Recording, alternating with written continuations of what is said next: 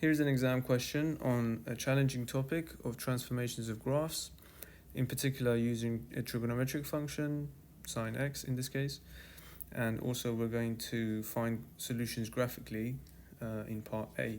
So it's a combination of two topics in one question.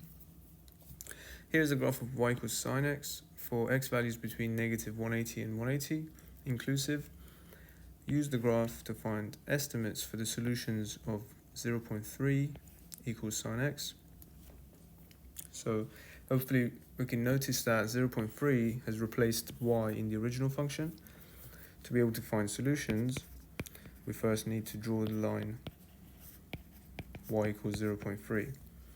Looking at the scale on the y-axis, that's going up in 0.1s, so 0.3 is over here. Getting our ruler, we can draw a line at 0.3.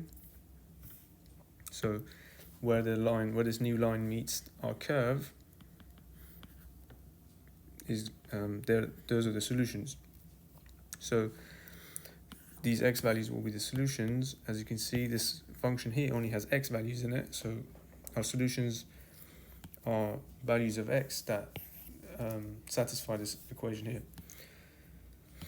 Right, so to find the first value here, we can see that's 3 squares away, so that's we have to find 1 square, so 90 is 15 squares away, 6 is each square, so that's 3 squares away, 6 times 3, that's 18. So 18 degrees for the first one, and the second solution is 18 less than 180, so that's 162 degrees. Now the second part of the question says, write down a value of x such that sine x plus 20 degrees equals 0. So the 20 here is inside the brackets, so it affects the x values. However, in the opposite way, it's always affecting the x values in the opposite way.